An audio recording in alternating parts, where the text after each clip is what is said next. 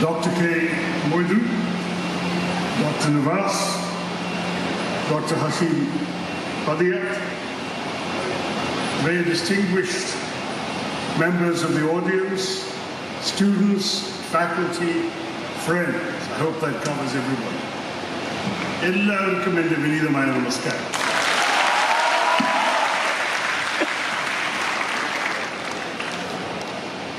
I'm delighted to be here today on this very special occasion to inaugurate the KMCT School of Design, which began its work just a few months ago on this still growing campus. We know that KMCT has had a reputation of providing quality education across various professional fields. The medical college has been very well known, which Dr. Moidu established a quarter of a century ago in 1999. And I must say that if you look at the ambition of KMCT to bring high quality education to the northern part of our state, to Malabar in particular, I think this idea of creating a college of design is particularly welcome.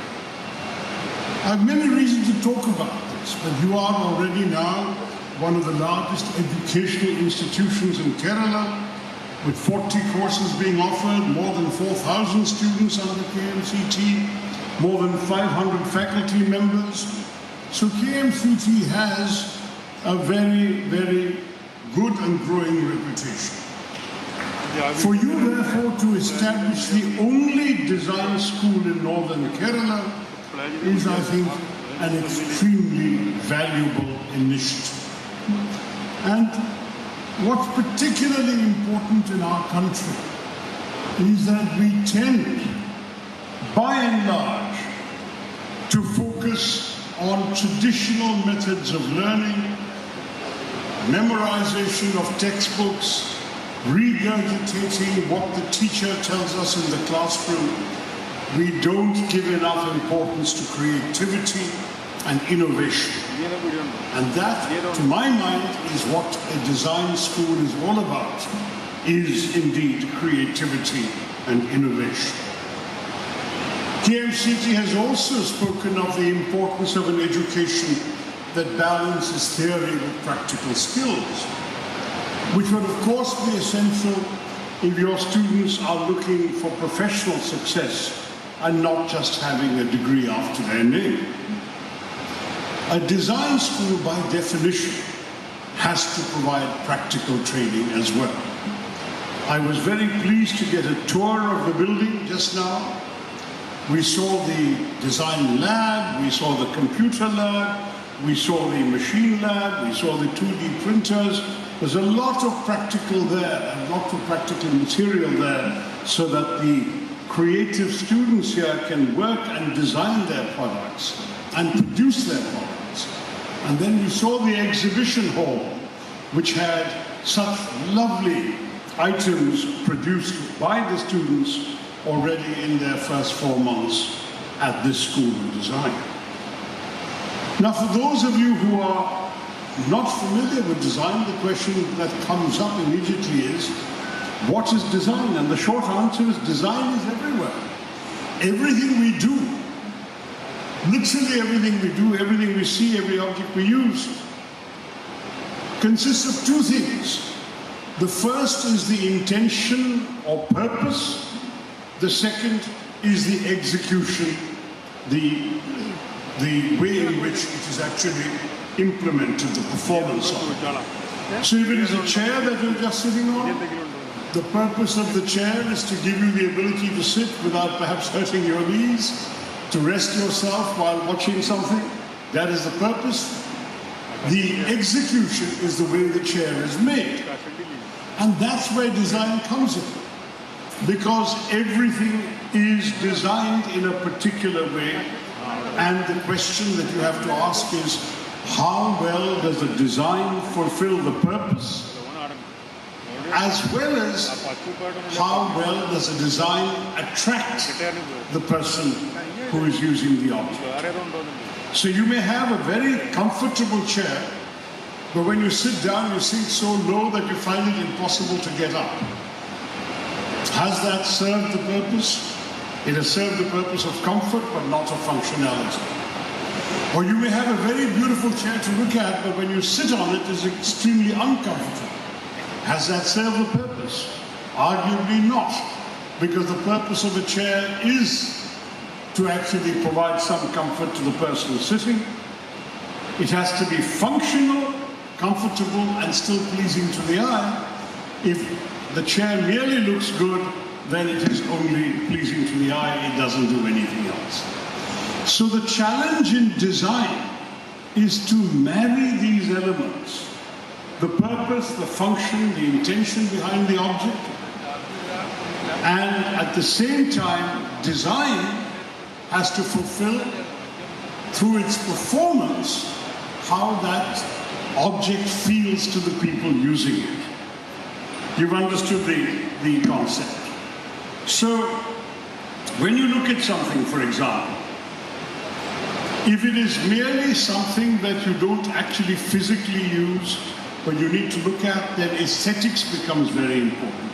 The attractiveness of the design.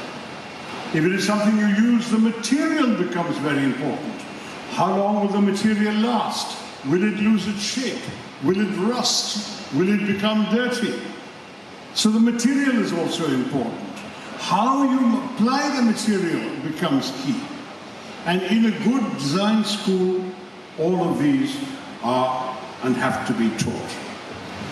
Now, I actually was very interested when I was invited here, because I had actually been one of the key speakers in a parliament debate in the Lok Sabha in 2020 about design in India.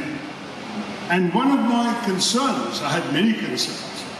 The good things were, of course, that India has a tradition of attractive design. We have a record of harmonizing the past and the present through our designs.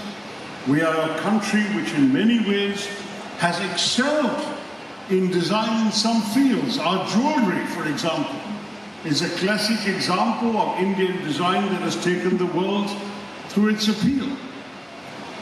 Different materials, different stones, different forms, different designs, very uniquely Indian.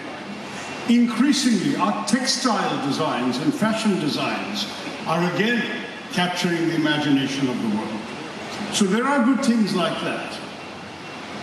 Even in art, Indian modern art has begun to capture some attention.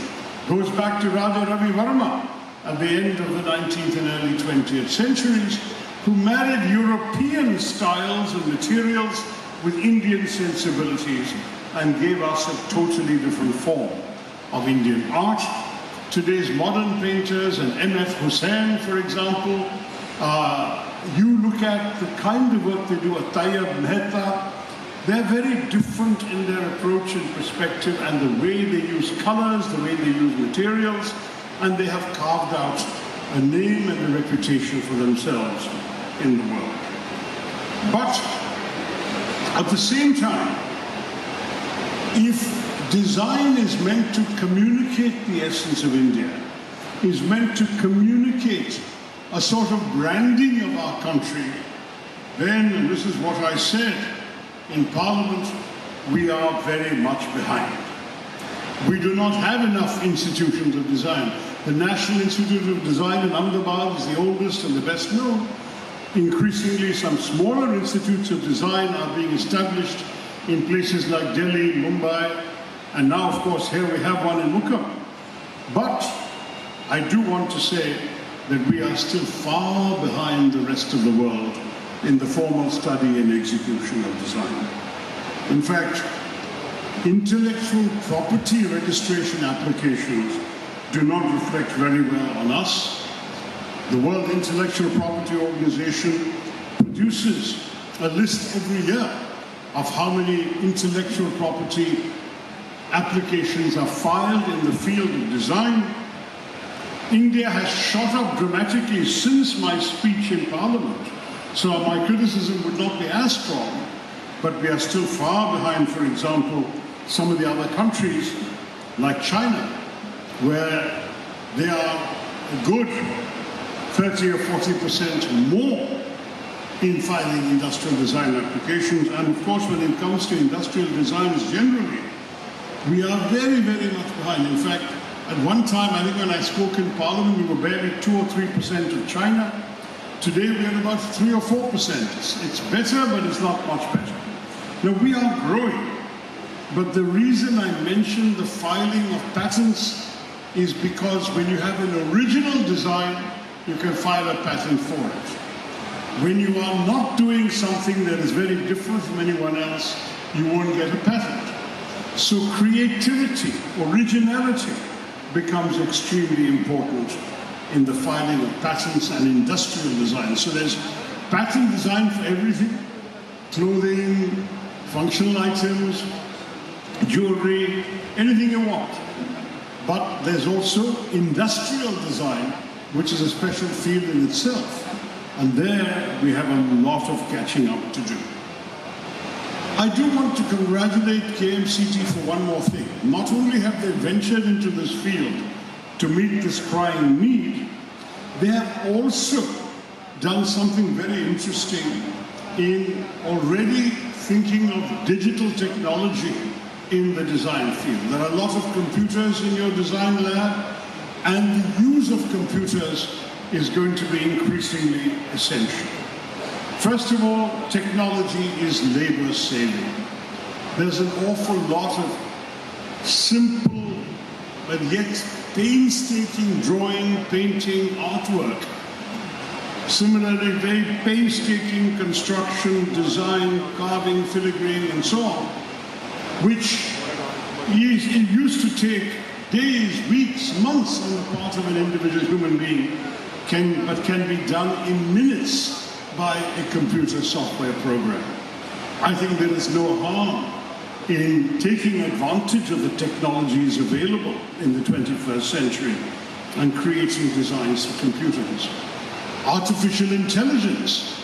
I think many of you know that artificial intelligence is now creating pictures, paintings, photographs that are as realistic, sometimes more convincing than the real thing.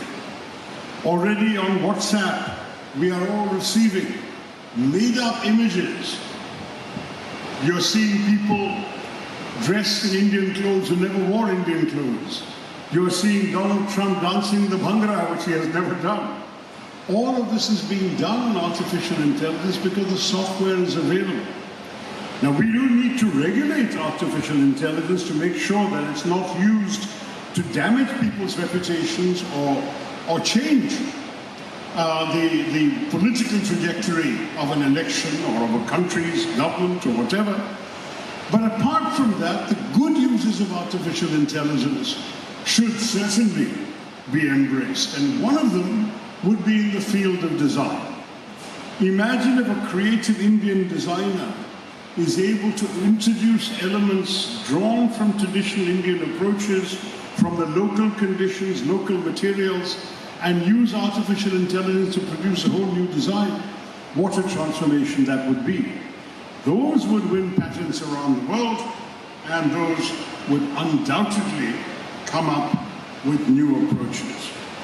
Design, for example, in India is already making a mark in the world of animation. We all knew of animation from Disney movies and Hollywood. Today, more and more animation studios are doing their work in India. And Indian artists, Indian designers are producing some of these animation movies around the world. I hope that one day when KMCT School of Design has grown and established itself more and prospered, that you will also think of design in moving imagery, not just visuals, but also in terms of animation and animation cinema and so on, because that is a future growth area. The design studios of tomorrow are not only doing images, they're also doing moving images through animation. So I wanted to congratulate KMCT for having come into this very important area. I want to say that Dr. Moidu deserves all our praise for his visionary leadership,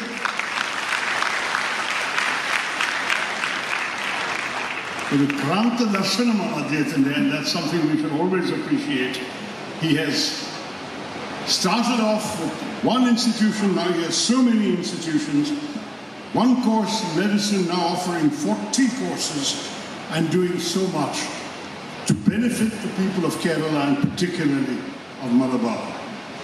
Together, let us work together to build a future where creativity, innovation, and education flourish, which will equip our young people with the skills, the techniques, the training to be able to go out and find good jobs for themselves, and perhaps, who knows, to come up with brand new products, with brand new designs that will not only win patents, that will actually make us all feel moments of triumph as Indians, that we too can hold our own with China, Japan, the US, Italy, Germany, all the leaders of design with whom I know that through institutions like this, India can also one day catch up.